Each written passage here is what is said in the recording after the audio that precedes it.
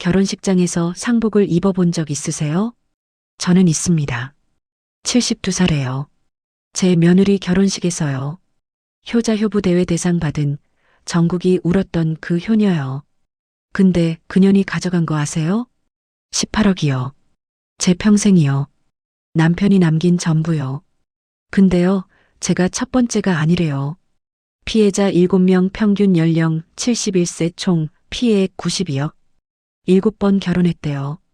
전부 할머니들 재산 뜯어먹고 버렸대요. 한 분은 중풍 오셨고, 한 분은 쓰러지셨고, 한 분은 폐지 죽고 계세요. 그래서요, 우리가 갔어요. 결혼식장에. 잠깐, 이 결혼은 사기입니다. 그때 하늘의 음성이 흘러나온다. 7번째 할멈은 증여받은 날 쓰러졌대. 하하, 충격이 컸나 봐. 효자효부 대상? 연기학원 6개월 다녀서 딴 거야. 방송국 놈들 개오구. 세상에서 제일 무서운 게 뭔지 아세요? 효도한다며 웃던 그 입으로 죽을 놈들이라 했어요. 근데요, 우리 안 죽었어요. 할머니들이요, 뭉치면 무서운 거 아세요? 할매 특공대.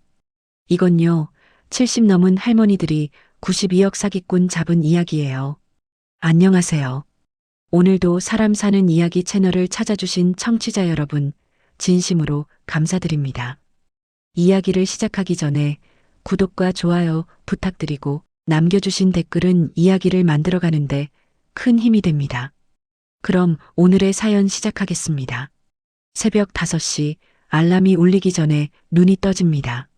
20해 넘게 같은 시간에 일어나다 보니 이젠 몸이 알아서 깨는 거죠.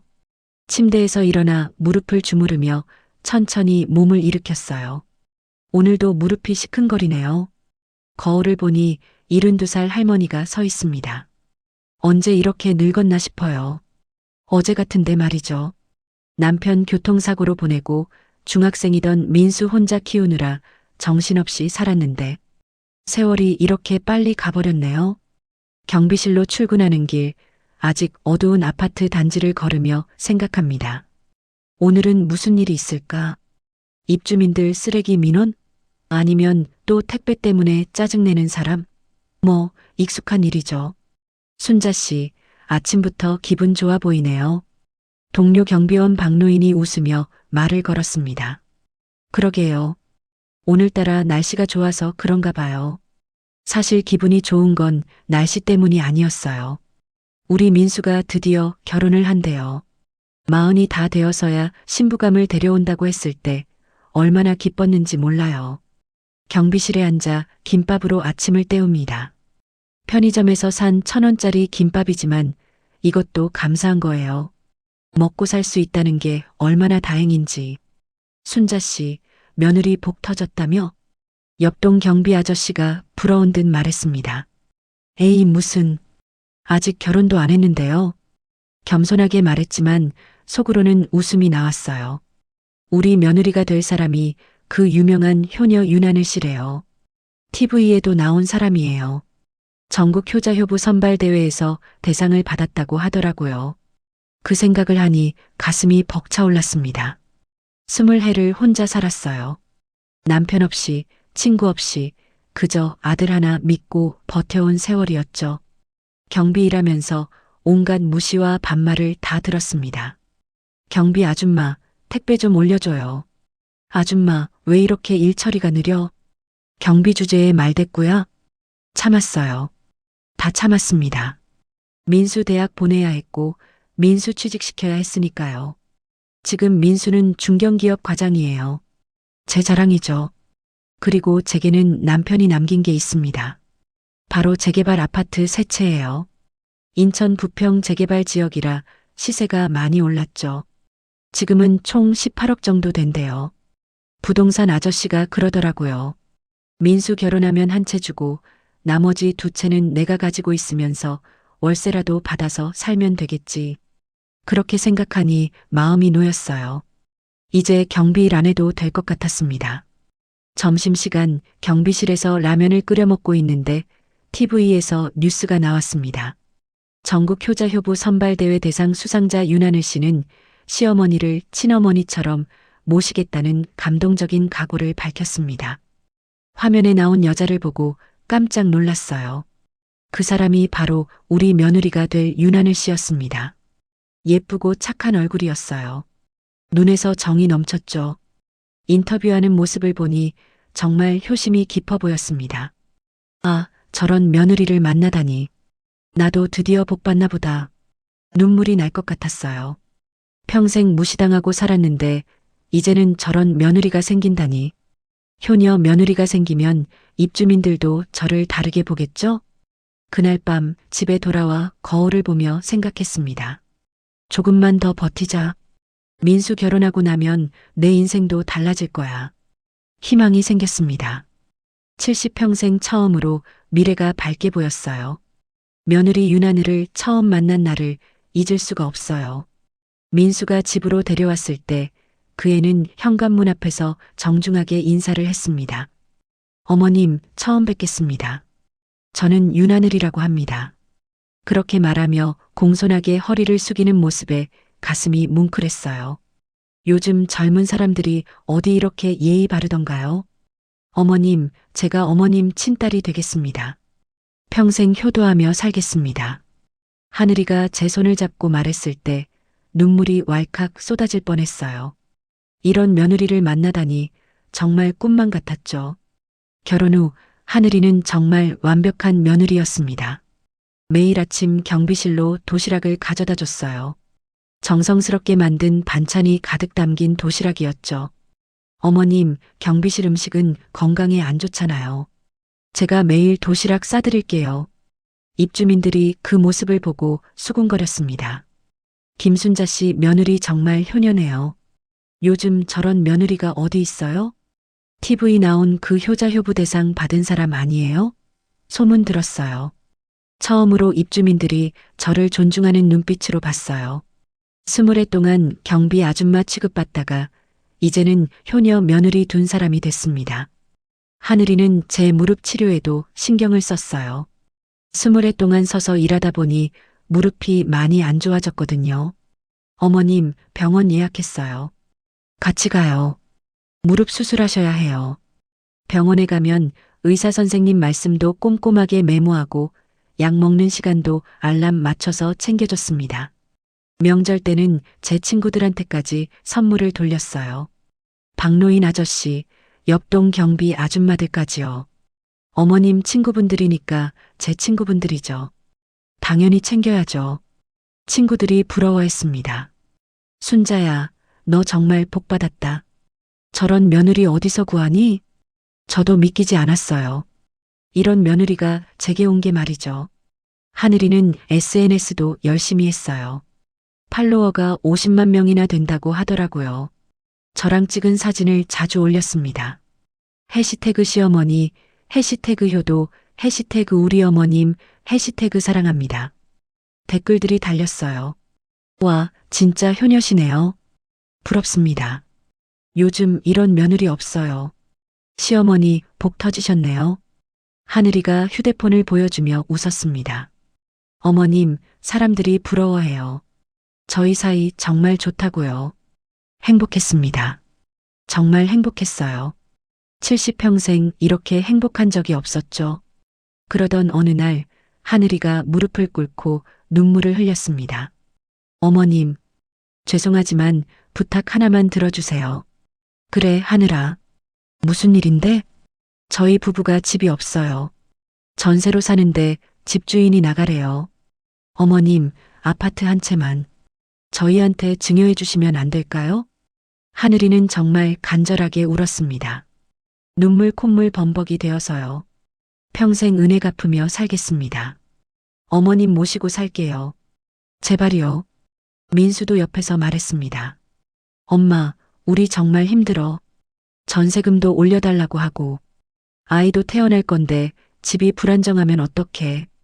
고민했습니다. 18억 중에 6억이면 3개 중 한 채였으니까요. 하지만 며느리가 이렇게 착한데 아들 내외가 힘들다는데 어떻게 안 도와줄 수 있겠어요. 그래, 알았다. 한 채 줄게. 어머님, 하늘이가 제게 안기며 펑펑 울었습니다. 감사합니다. 정말 감사합니다. 평생 효도할게요. 그렇게 아파트 한 채를 하늘이 명의로 증여했습니다. 법무사 사무실에 가서 서류에 도장을 찍었죠. 등기가 끝난 그날 집으로 돌아오는 길이었어요. 하늘이가 잠깐 휴대폰을 보는데 그 얼굴이 순간 차갑게 변했던 것 같았습니다. 하지만 제가 쳐다보자 다시 환하게 웃었어요. 어머님, 피곤하시죠? 집 가서 쉬세요. 내가 착각했나? 피곤해서 그런가 보다. 그렇게 생각하며 넘어갔습니다. 그게 실수였다는 걸 그때는 몰랐죠. 아파트를 증여하고 석 달이 지났습니다. 그런데 뭔가 이상했어요. 하늘이가 더 이상 경비실에 오지 않는 겁니다. 처음엔 바빠서 그런가 보다 했죠. 집 이사도 해야 하고 새 집 꾸미느라 정신없을 거라고 생각했어요. 전화를 걸어봤습니다. 하늘아, 요즘 어떻게 지내니? 얼굴 보고 싶은데. 어머님, 지금 바빠요. 나중에 연락드릴게요. 뚝. 전화가 끊어졌습니다. 아, 바쁜가 보다. 나중에 다시 연락해야지. 그런데 일주일이 지나고 한 달이 지나도 연락이 없었어요. 제가 전화하면 받지 않았습니다. 문자를 보내도 답장이 없었죠. 손주 얼굴이 보고 싶어서 하늘이 집으로 찾아갔습니다. 새로 이사한 아파트는 정말 좋았어요. 깨끗하고 넓었죠. 제가 준 집이 이렇게 좋았구나 싶었어요. 초인종을 눌렀습니다. 한참을 기다리자 하늘이가 문을 열었어요. 어머님, 왜 오셨어요? 표정이 차가웠습니다. 예전의 따뜻한 미소는 어디 가고 없었어요. 손주 보러 왔지. 우리 손주 얼굴 좀 보자. 지금요? 애 자고 있어요. 다음에 오세요. 그럼 조금만 볼게. 자는 거 보기만 할게. 집 안으로 들어서려는데 하늘이가 막아섰습니다. 어머님, 왜 씻지도 않고 오세요? 경비실 냄새 나요. 애가 토한다니까요. 뭐? 귀를 의심했어요. 경비실 냄새? 씻지도 않고? 미안하다, 하늘아. 내가 일하다 왔어서. 그리고 제발 아무 때나 오지 마세요. 우리도 사생활 있어요. 전화하고 오세요. 갑자기 오시면 당황스럽다니까요. 문이 쾅 닫혔습니다. 멍하니 서 있었어요. 뭐가 잘못된 건지 이해가 안 됐죠. 왜 하늘이가 저렇게 대하는 거죠? 집으로 돌아오는 길에 민수한테 전화했습니다. 민수야, 엄마가 며느리 기분 나쁘게 한 것 같은데. 엄마, 하늘이가 스트레스 받는데요. 엄마가 너무 자주 연락하고 찾아오니까요. 그랬구나. 엄마가 미안하다. 엄마, 며느리 입장도 생각해 주세요. 신혼인데 시어머니가 매일 연락하면 부담스럽잖아요. 민수마저 며느리 편을 들었습니다. 그날 밤 혼자 울었어요. 제가 뭘 잘못한 걸까요? 손주 보고 싶은 게 죄인가요? 내가 촌스러워서 그런가?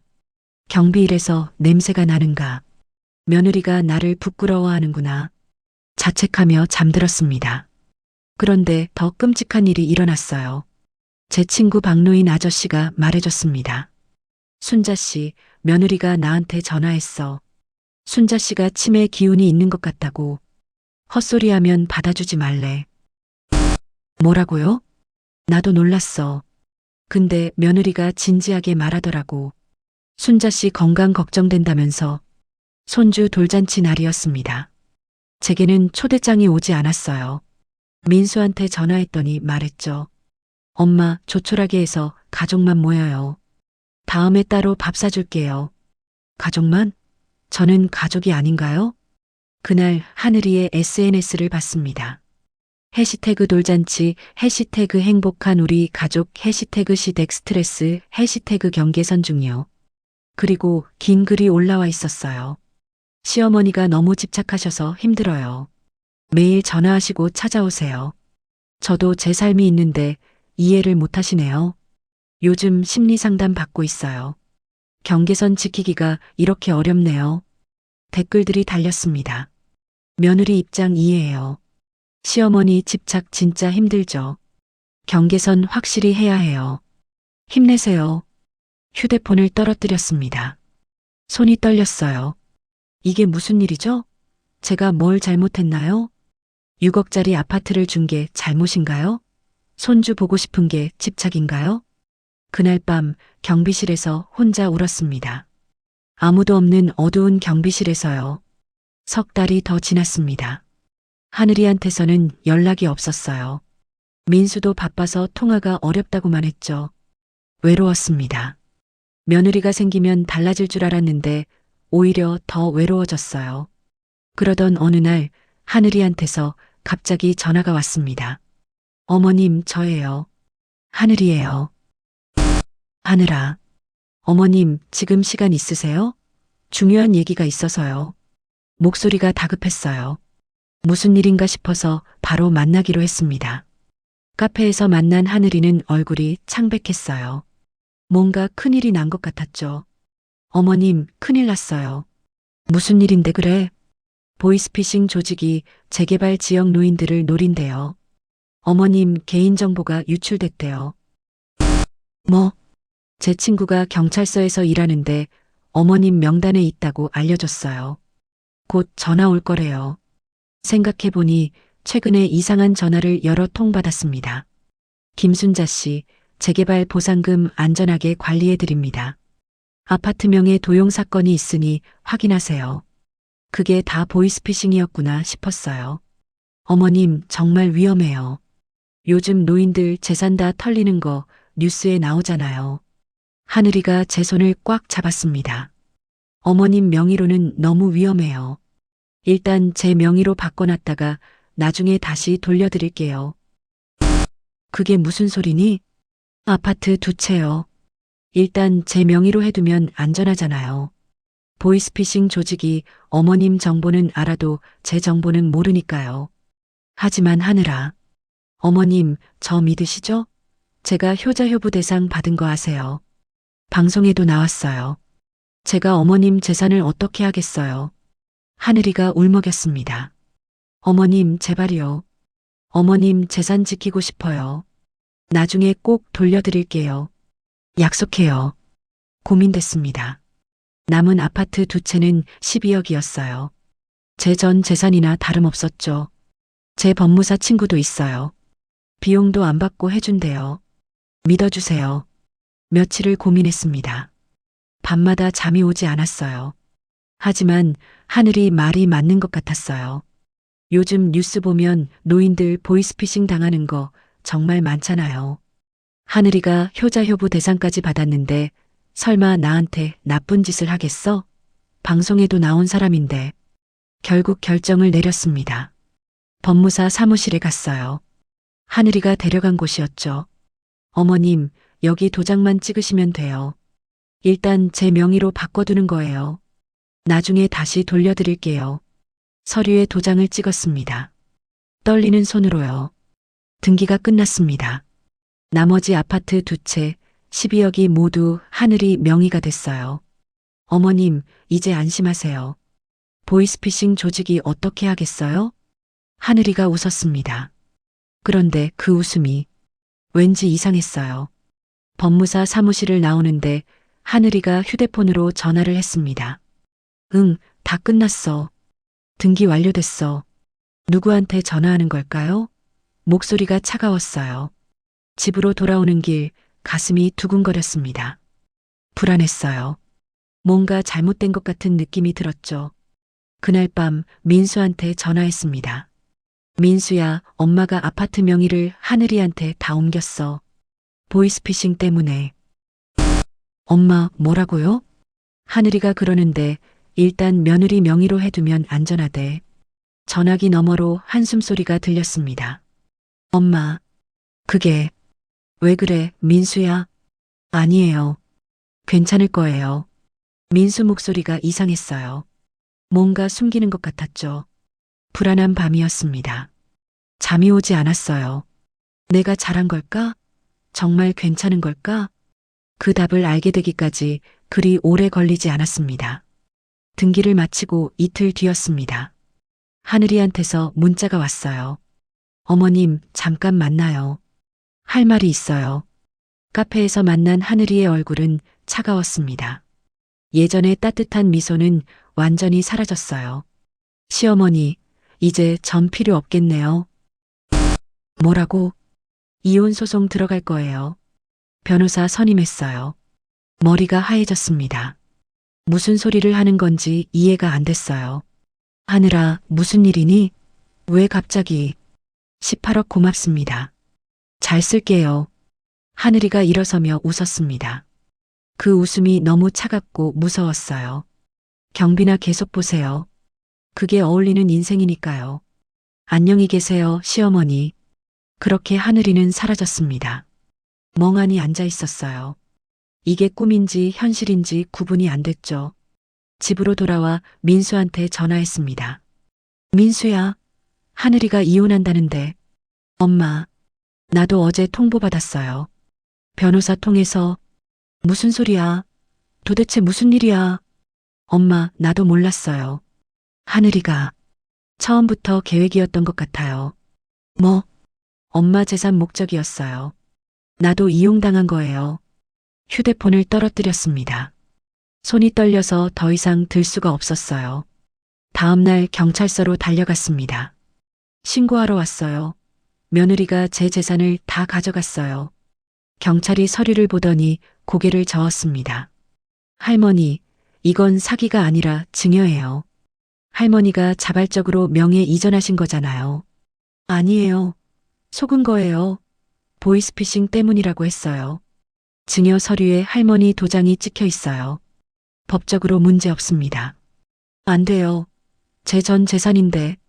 경찰은 안타깝다는 표정으로 말했습니다. 할머니, 소송하셔도 이기기 어려워요. 합법적인 증여니까요. 법률구조공단에도 갔습니다. 변호사를 만났어요. 할머니, 솔직히 말씀드리면 소송해봤자 이길 가망이 없습니다. 왜요? 분명히 속은 건데요. 증여는 할머니가 자발적으로 하신 거예요. 며느리가 강제로 빼앗은 게 아니잖아요. 하지만 비용만 들고 질 겁니다. 포기하세요. 집으로 돌아오는 길 다리가 후들거렸습니다. 18억이 한순간에 사라졌어요. 더 끔찍한 건 그 다음이었습니다. 경비실로 출근했는데 관리소장이 불렀어요. 김순자 씨, 오늘부터 출근 안 하셔도 됩니다. 네. 입주민 대표회의에서 결정했어요. 사기당한 경비원 두면 우리 아파트 이미지에 안 좋대요. 제가 뭘 잘못했나요? 재산 관리도 못하는 사람한테 경비를 맡기면 불안하대요. 죄송합니다. 일자리마저 잃었습니다. 월세 15만 원짜리 단칸방으로 이사했어요. 짐이라고 해봤자 옷가방 하나였죠. 좁고 곰팡이 냄새 나는 방에 앉아 멍하니 있었습니다. 어떻게 이럴 수가 있지? 며느리가, 그 착하던 며느리가 밤마다 악몽을 꿨어요. 하늘이가 웃으며 말하는 꿈이었죠. 경비나 보세요. 그게 어울리는 인생이니까요. 한 달이 지났습니다. 먹지도 못하고 자지도 못했어요. 체중이 10kg 빠졌습니다. 어느 날 밤 한강 다리 위에 서 있었어요. 난간을 붙잡고 아래를 내려다봤습니다. 이렇게 사는 게 뭐가 의미 있나? 차라리. 그때 휴대폰이 울렸습니다. 박노인 아저씨였어요. 순자 씨, 잠깐 나와봐. 중요한 얘기 있어. 무슨 일이에요? 내 며느리 말이야. 내가 알아낸 게 있어. 지금 당장 와. 휴대폰을 꽉 쥐었습니다. 박노인을 만나러 갔어요. 그의 얼굴은 심각했습니다. 순자 씨, 내 며느리가 5년 전에도 여기 살았어. 네. 그때도 결혼해서 할머니 재산 받아먹고 튀었다고. 칠호 할머니. 온몸이 얼어붙었습니다. 칠호 할머니 지금 요양원 계셔. 재산 다 뜯기고 중풍 왔대. 그럴 리가. 순자 씨, 내가 첫 번째가 아니야. 그날 밤 잠이 오지 않았어요. 하지만 더 이상 죽고 싶지는 않았습니다. 분노가 치밀어 올랐어요. 복수하고 싶었습니다. 남은 돈 300만 원을 꺼냈습니다. 퇴직금으로 받아둔 게 전부였어요. 이 돈으로 사설 탐정을 고용했습니다. 할머니, 이 돈으로는 일주일밖에 못해요. 일주일이면 충분해요. 제발 부탁합니다. 탐정은 사흘 만에 결과를 가져왔어요. A사 용지 20장이 넘는 자료였습니다. 할머니, 이거 보세요. 서류를 펼치는 순간 숨이 멎을 것 같았습니다. 윤하늘, 본명 강미선. 5년간 7번 결혼했대요. 첫 번째, 2018년 부산. 69세 할머니, 아파트 2채, 10억. 두 번째, 2019년 대구. 71세 할머니, 상가 건물, 15억. 세 번째, 2019년 광주. 68세 할머니, 토지, 8억. 목록이 계속됐습니다. 네 번째, 2020년 인천 7호. 70세 할머니, 아파트 3채, 12억. 박노인이 말한 그 할머니였어요. 다섯 번째, 2021년 수원. 73세 할머니, 빌라, 9억. 여섯 번째, 2022년 서울. 75세 할머니, 재개발 아파트, 20억. 일곱 번째, 2023년 인천. 72세 김순자, 18억. 총 피해액이 92억입니다. 휴대폰을 떨어뜨렸어요. 92억? 7명? 할머니, 이 여자 완전히 전문적으로 노인들 노리는 사기꾼이에요. 탐정이 사진들을 보여줬습니다. 7번의 결혼식 사진이었어요. 모두 다른 남자 하지만 같은 신부, 같은 미소. 피해자들 연락처도 알아냈어요. 찾아가 보세요. 그날부터 피해자들을 찾아다녔습니다. 첫 번째 할머니는 부산 요양원에 계셨어요. 중풍으로 말을 못하셨습니다. 휠체어에 앉아 멍하니 창밖만 보고 계셨죠. 할머니, 저도 당했어요. 윤하늘한테요. 할머니 눈에서 눈물이 흘렀습니다. 말은 못해도 이해하고 계신 거예요. 두 번째 할머니는 대구 정신병원에 계셨습니다. 다 가져갔어. 다 가져갔다고. 내 평생 모은 돈. 계속 중얼거리셨어요. 세 번째 할머니는 광주 쪽방촌에서 폐지를 줍고 계셨습니다. 아, 윤하늘? 그년 이름만 들어도 속이 뒤집혀. 할머니는 구부정한 허리로 리어카를 끌고 있었어요. 80평생 모은 돈이 8억이었어. 다 뜯겼지. 이제 폐지나 주어. 네 번째 할머니는 노숙자였습니다. 서울역 지하도에서 만났어요. 순자 씨? 박노인한테 들었어.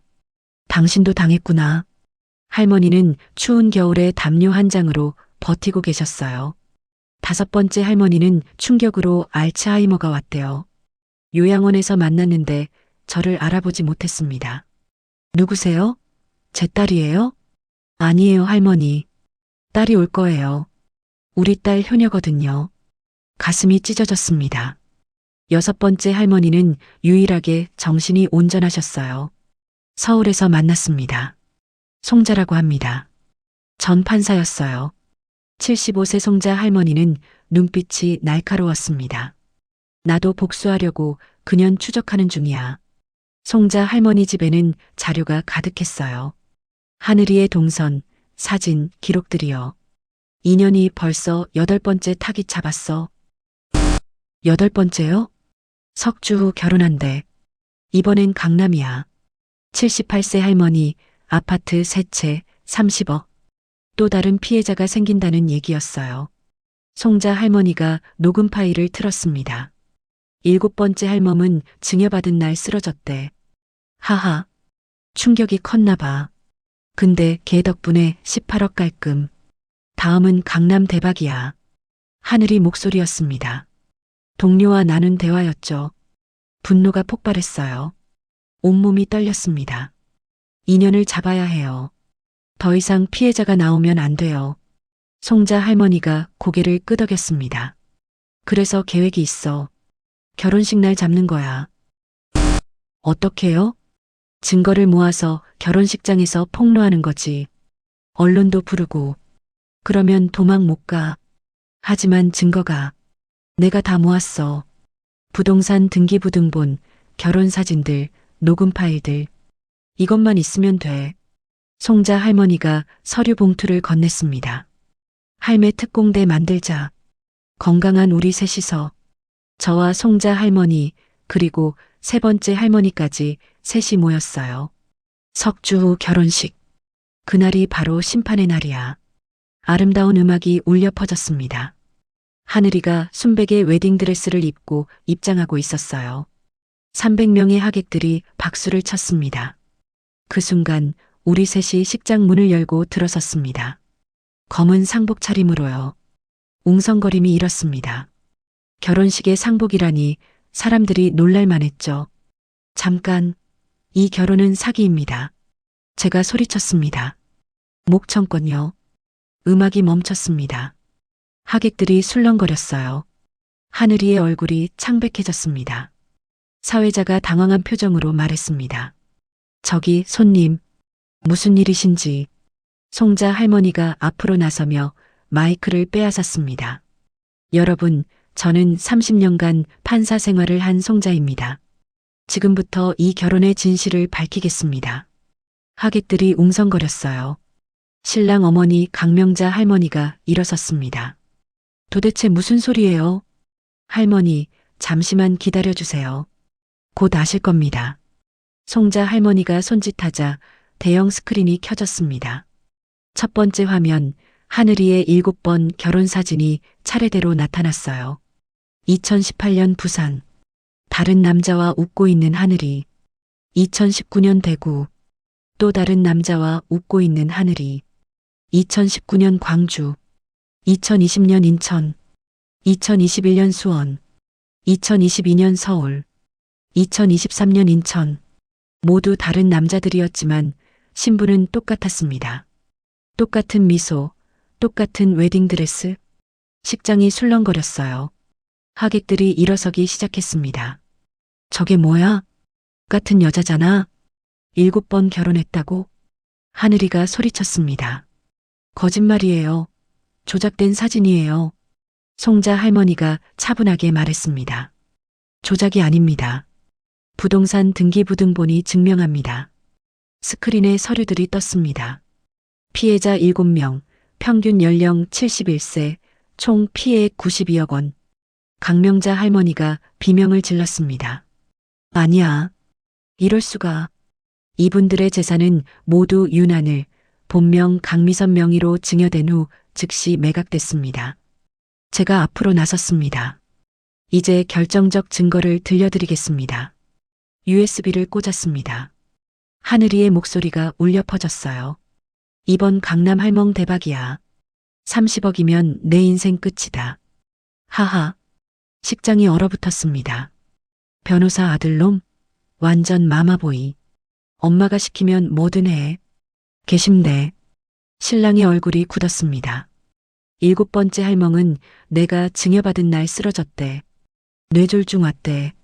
하하. 약골. 제 얘기였어요. 녹음을 듣는 순간 눈물이 났습니다. 다음은 부산 쪽? 거기 재개발 대박이라며. 할멈 리스트 받았어. 효자효부 대회 대상? 그거 연기학원 6개월 다녀서 딴 거야. 방송국 놈들 개오구. 하하. 식장이 패닉 상태였습니다. 하객들이 소리쳤어요. 저 여자 미쳤어. 사기꾼이잖아. 경찰 불러. 하늘이가 마이크를 잡으며 소리쳤습니다. 거짓말이에요. 다 조작이에요. 저 할머니들이 저한테 앙심 품고. 송자 할머니가 차갑게 말했습니다. 조작이라고요? 그럼 이것도 조작인가요? 경찰 20명이 식장으로 들어왔습니다. 형사가 영장을 내밀었어요. 윤하늘 씨, 문서 위조 및 사기 혐의로 체포합니다. 뭐라고? 신부 대기실을 수색했습니다. 강명자 씨 명의 위조 인감증명서, 아파트 매매계약서, 노인 타깃 명단 300명, 보이스피싱 조직과의 문자 기록이 발견됐습니다. 하늘이의 얼굴이 하얗게 질렸습니다. 아니야. 아니라고. 형사가 계속 말했습니다. 그리고 보이스피싱 조직의 피해자 정보를 판매한 정황도 있습니다. 김순자 씨 친구 3명이 피해를 입었고요. 저는 하늘이가 도망치려고 했습니다. 웨딩드레스 치마를 걷어올리고 뛰었어요. 제가 막아섰습니다. 어딜 가려고 며느리. 하늘이가 저를 밀쳤습니다. 비켜, 이 냄새나는 늙은이. 당신들 어차피 얼마 못 사는데 내가 쓰는 게 낫잖아. 죽을 놈들이 무슨 돈이 필요해. 식장의 모든 노인들이 분노로 일어섰습니다. 저게 사람이야? 죽을 놈들이라고? 경찰이 하늘이를 붙잡았습니다. 수갑이 채워졌어요. 순백의 웨딩드레스에 차가운 수갑이 채워지는 모습이 묘했습니다. 나 효자효부 대상이야. 방송 나왔다고. 나 유명인이라고. 하늘이가 끌려가며 절규했습니다. 내가 뭘 잘못했어. 늙은이들 돈 쓰는 게 낫잖아. 어차피 죽을 건데. 카메라 플래시가 터졌습니다. 방송국 기자들이 다 찍고 있었어요. 강명자 할머니가 주저앉으며 울었습니다. 내 아들이 속은 거였어. 제가 할머니를 부축했습니다. 괜찮으세요?